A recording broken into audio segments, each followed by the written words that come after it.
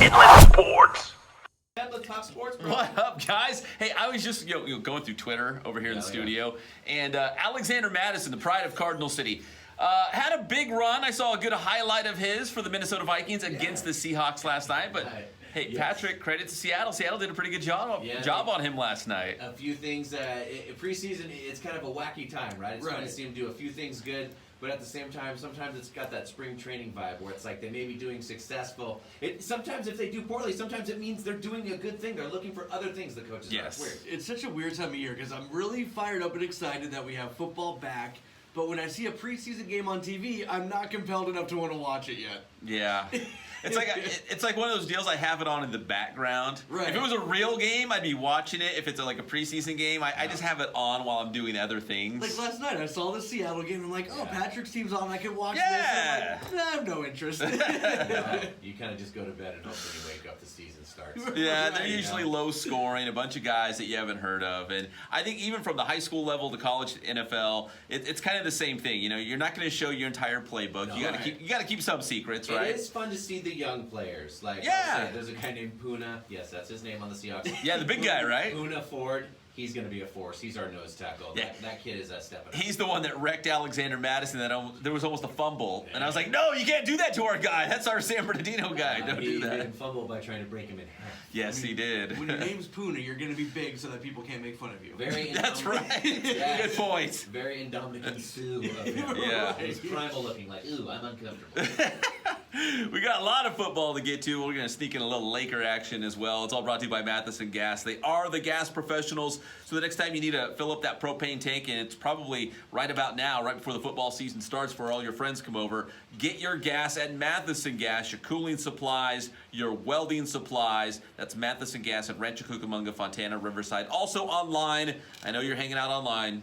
It's mathesongas.com. So the Antonio Brown saga with the Raiders clearly is not done yet. The helmet thing now, he's still not happy with his helmet. No, I mean, there's so much that's happened in the last couple of days. You know, he found a new helmet, but then it wasn't good enough, and now he's staying away. Well, that's the thing. Is he staying away? Is he finding reasons to stay away? Does he not want to be in training camp for these preseason games? I think that's what it is, and there have been players that have come out and have just straight up admitted that look, I'm not doing training camp, I'm not doing preseason.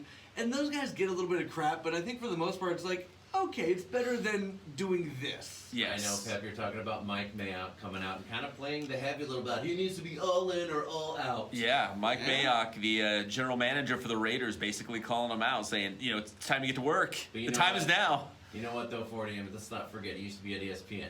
He knows what drives the ratings. I just have a feeling this is all phony. Because it's the lead story everywhere. It's just like, they're just trying to keep the NFL in the news. I would not be surprised if they're all in cahoots. Hard knocks. It's all together. Well, I think everybody's kind of watching to see if at any point in this process, do the Raiders or Gruden start showing a little buyer's remorse? I think it's like we're talking Raiders, which is good for the NFL. Yeah. You know what I mean?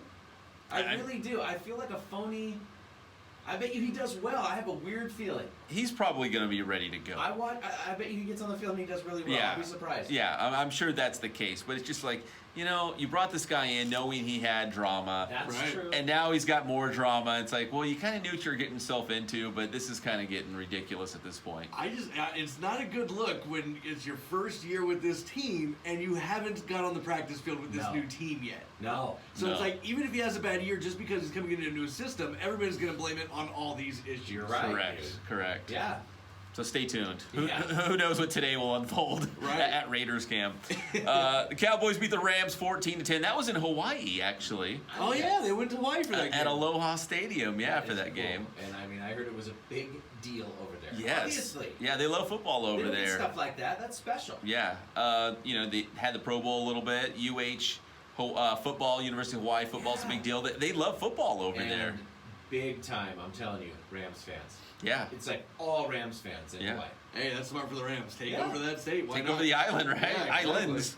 So it was 14-10 Cowboys. A couple of notes from that one. Jason Witten, remember, retired from the Cowboys, went to the broadcast booth, kind of laid an egg. That's right. He unretired, right? Yes, and he made his debut in that game against the Rams. So he's back with the Cowboys, and that was his debut. Still doing it, huh? Still doing it. Wow.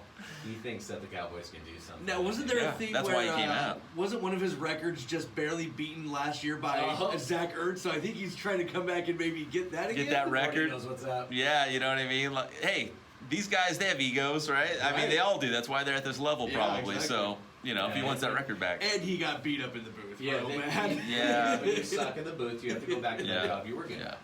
So Jason Witten was there in Hawaii. Ezekiel Elliott was not. But there's a photo floating around. Speaking of Twitter, I was talking about that earlier.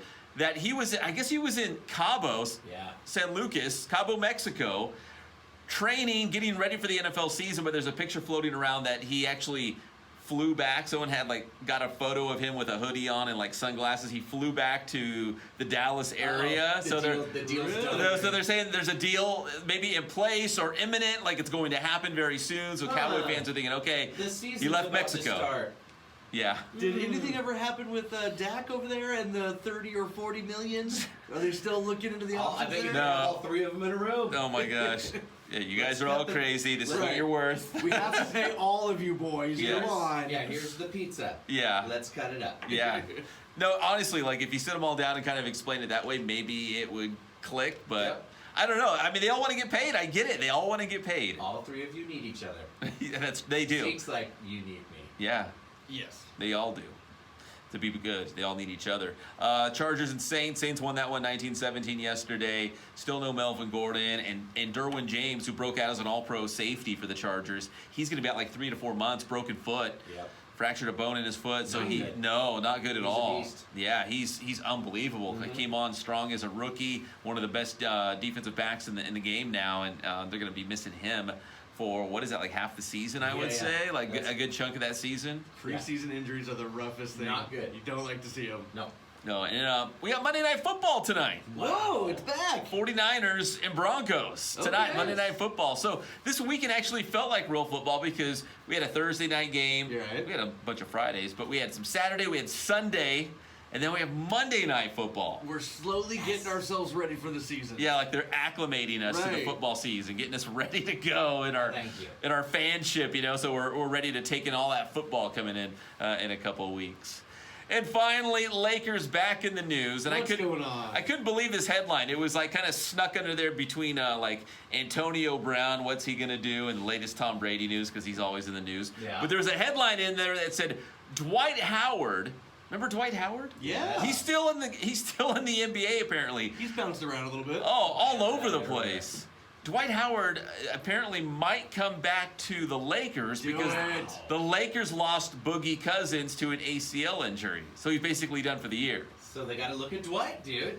You need a big man because the one big thing with Anthony Davis coming over is Anthony Davis has now come out and officially said he does not like playing center. He doesn't want to be a center. He doesn't want to be used that way.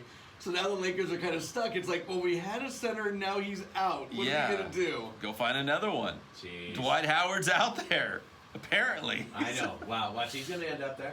I hope so, dude. I think Dwight Howard is a good player. I think his first round with the Lakers, he had a really bad shot at it because, as we've seen with Kobe fans and LeBron, Kobe fans want to tee off on any other star that comes to LA, and they went hard against Dwight. Yes. Oh, yeah. They ran him out of town. And they ran out D'Antoni at the same time. Yes. And D'Antoni went on to be a great coach. It's why are you guys pushing these talents out of your city? Yeah. Well, here they come back. That's how it all goes down. I hope he comes back. He will. Yeah, and it looks like you will. So tell them how to get your stuff. Inland Sports. Hey, we are going super hard on high school football this week. Instagram, Twitter, Facebook. Subscribe to the YouTube channel. Week 0 for high school football is this week. Wow. Inland Sports.